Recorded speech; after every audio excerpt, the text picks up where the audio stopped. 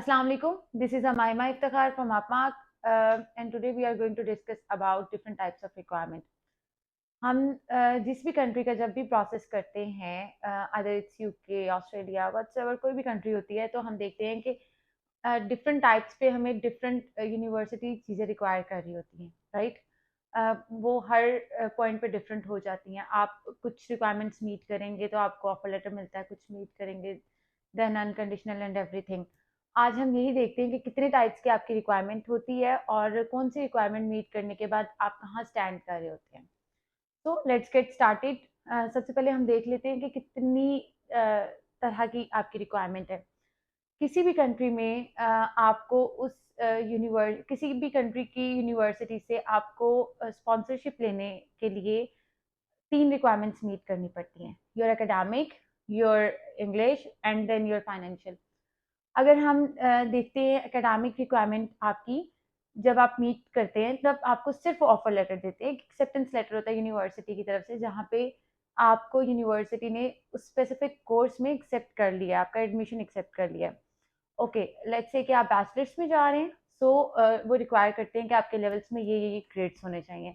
और अगर आपने इंटरमीडिएट किया हुआ है देन आपके 75% अबव होने चाहिए। ये मैं आपको एक जनरली बता रही हूँ, वरना कुछ यूनिवर्सिटीज़ की बैचलर्स की रिक्वायरमेंट इससे लिमिट भी है और कुछ की इससे ज़्यादा भी है।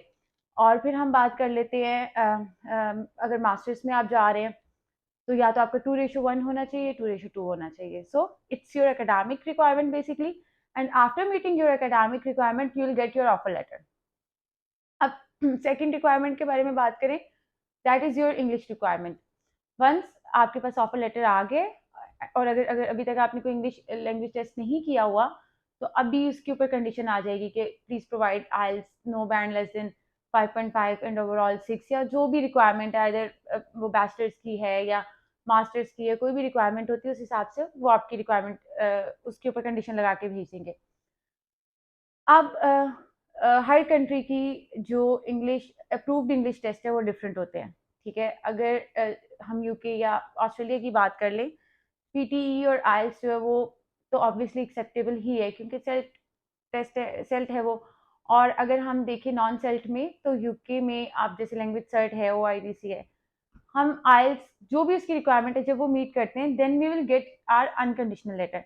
अब अकेडमिकली यूनिवर्सिटी ने हमें अनकंडीशनल एक्सेप्ट कर लिया है, but there are some requirement as well जो कि अभी हमें अभी तक कंप्लीट करनी है। और वो कौन सी है? Your financial.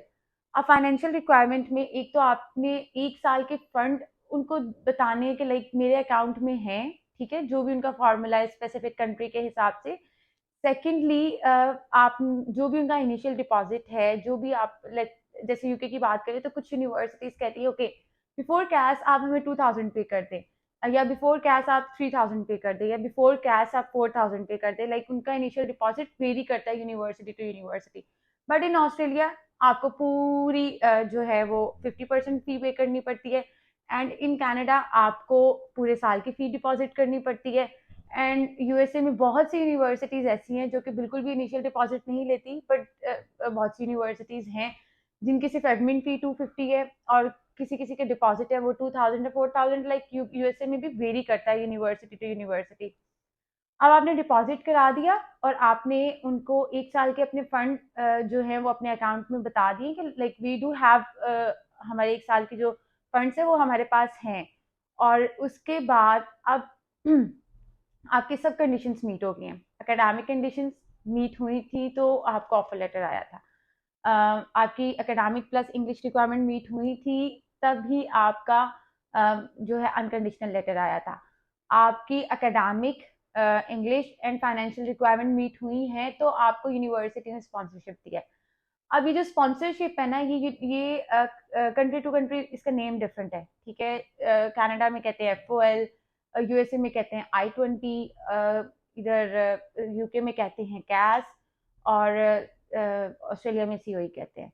सो यूनिवर्सिटी के एंड से हमें फाइनली जो चीज़ चाहिए होती है वो स्पॉन्सरशिप ही चाहिए होता है in order to apply your student visa. मैंने जैसे अभी बताया कि हर कंट्री में स्पॉन्सरशिप के नेम डिफरेंट है। जब हमें स्पॉन्सरशिप आ जाता है फिर ऑब्वियसली आपकी वीज़ा एप्लीकेशन लॉन्च करते हैं, that is separate thing.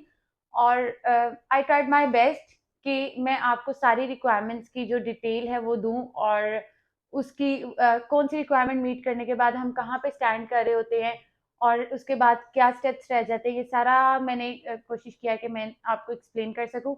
But still अगर आपका कोई क्वेश्चन है जो कि मैं आंसर नहीं कर पाई या ऐसी कोई बात जो मैंने नहीं बोली and you have some queries, आप नीचे कॉन्टैक्ट नंबर आ रहा होगा, उस पर कॉन्टैक्ट कर सकते हैं। Thank you so much for watching this video. अल्लाह हाफिज़।